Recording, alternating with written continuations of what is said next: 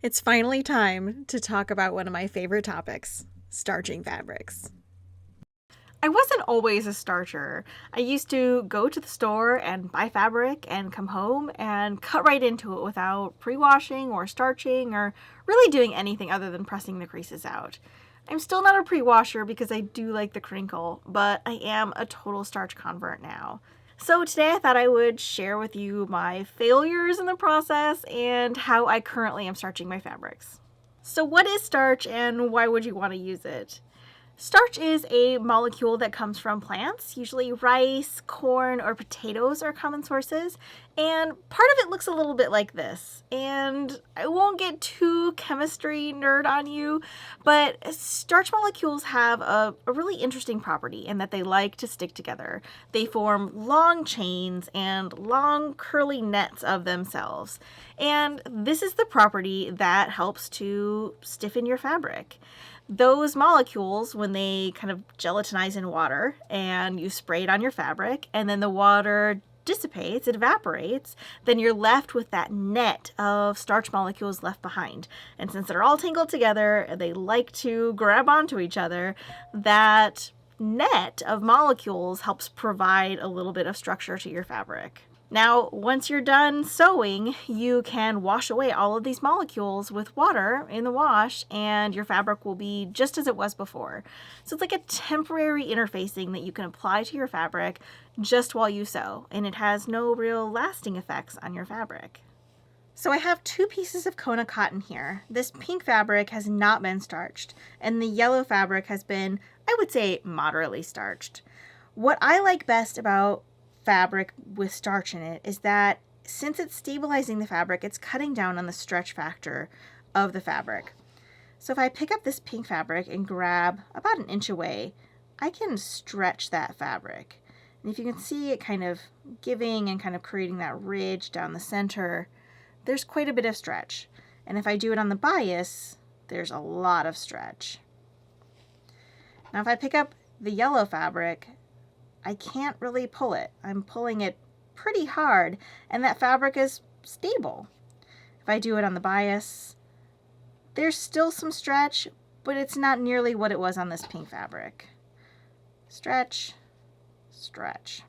The other thing is that this pink fabric stays a little stretched out. You can almost kind of see that stretch line remaining after I'm done. Whereas the yellow fabric, it really returns to where it was, and there's no lasting impression from that stretch. When you're sewing curves and you need to stretch that crust piece around the center pie piece, having that fabric retain its memory and return back to where it was is a really great quality. It will also help keep that curved piece together, since that piece can get a little stretched out because it's also cut on the bias. So having that starch hold it all together will help your curve stay nice and round and look just like they should be when you're done quilting. Another benefit is that a starched fabric is going to have a little bit more ability to fold and be finger pressed. If you are working on a block that has a million seams and you don't want to take the time to go to your pressing surface and press each individual seam, then having a little bit of starch in your fabric will allow you to finger press and get almost all the same result. Your seams will also lie a little bit flatter, and if you're pressing open, then they'll kind of stay open a little bit more easily. One final benefit of starched fabric is that when that fabric gets dirty, the dirt sticks to the starch and not to the fabric. And then when you wash it, the dirt washes away more easily since it's stuck to the starch. So if you have a quilt that is very precious to you, a show quilt, an heirloom, a white quilt that you just want to keep forever, it might be a good idea to apply a little bit of starch to that quilt every time you wash it, so that if it gets dirty, it can be more easily cleaned and it'll be a little bit more gentle on the fabric itself. If you apply just a little bit, it won't make your fabric overly crunchy or hard. You don't need to apply so much that you can iron creases into it, but just a little misting will help keep your quilts in top quality for a very long time. So my starch journey has been a long and winding road, and I've tried a lot of different starches and a lot of different spray bottles and a lot of different methods, and had a lot of failures along the way.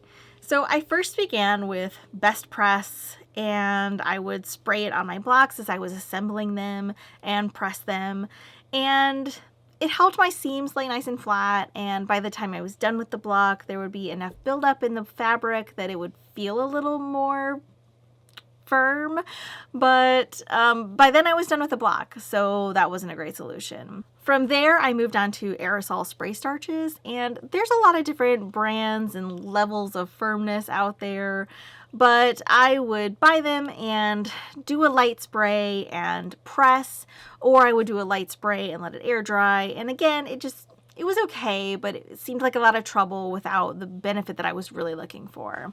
Then I started more fully saturating the fabric with the spray starch and letting it air dry overnight.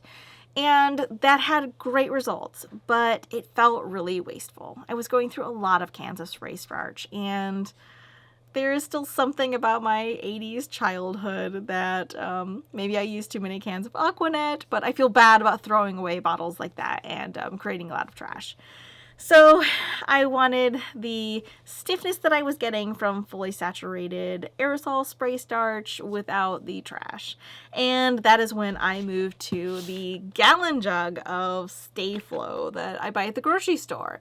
It's really cheap and it lasts a really long time. Once I had that, then I needed a way to apply it to my fabric. I tried the full submersion method, which was great. It was maybe a little firm, especially with undiluted starch.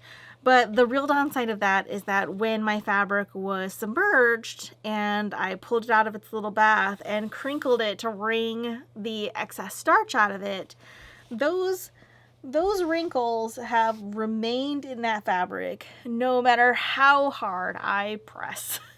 And I've even kind of steamed it, and which really does kind of diminish the power of the starch that's in the fabric. But that was a problem. So from there, I moved on to spray bottles, and I tried a lot of them. First, I tried those spray mister bottles that I use with water at my iron to create a little bit of steam in my fabric, but those nozzles clogged immediately. I tried the glass spray bottles and the plastic spray bottles, and they were great, but there was a lot of hand fatigue involved. And I even have little kind of scar calluses on both of my thumbs where the spray bottle hits me as I squeeze. So I would change hands to help with my hand fatigue, but now I have little matching sores, which is just great. So that's when I landed on this guy. Now, this is a garden sprayer that I bought on Amazon for about $15, and it's awesome. It has a pressurized little thing here, like one of those old super soakers, and a nozzle that is pretty wide. I haven't clogged this yet, and it's a little bit adjustable if you want kind of a fine or a more directed spray. Once it's pressurized, I just hold down this trigger and it creates a nice even spray that I don't have to continuously pump to get. Inside here is my kind of final ratio of Stay Flow to water. I like about 60%-ish Stay Flow to 50% water. This jug has some lines on the side that you can measure out with. They're really hard to see on camera or even in person, so I think I'm going to draw some Sharpie lines on here to help me measure in the future. But this is my new favorite thing for starching. So I thought I'd set up my little starching setup and show you how I do it. So here I have my little drying rack all set up.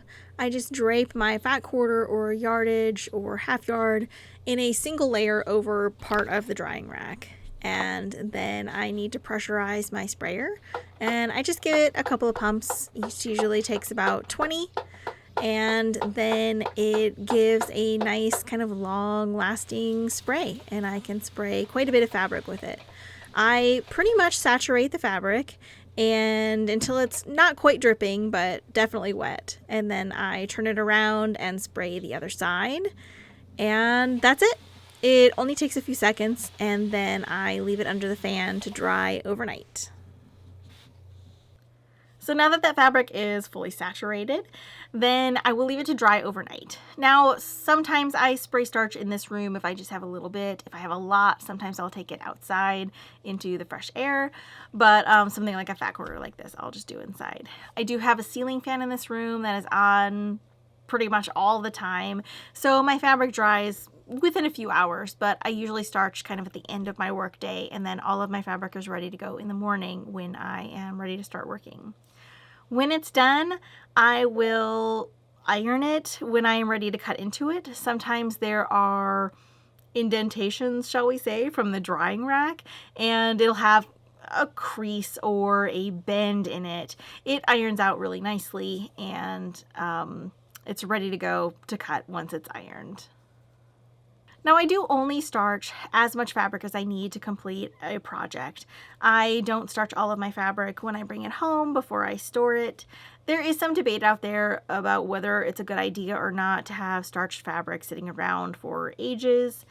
In my experience, I have had starched scraps that I have sewn with many months later and not seen any ill effects. So I hope you guys enjoyed this little behind the scenes look at how I prepare my fabric. As I always say, there are a million different ways to prepare and cut and sew and quilt, and if you have a different method, then I am 100% behind you. If you are satisfied with your results and it makes you happy, then keep doing what you're doing. This is just how I do mine, and I really like it, but I know it's not for everyone. So on that note, I hope that you guys have a wonderful quilting day, and I will see you again very soon. Happy quilting!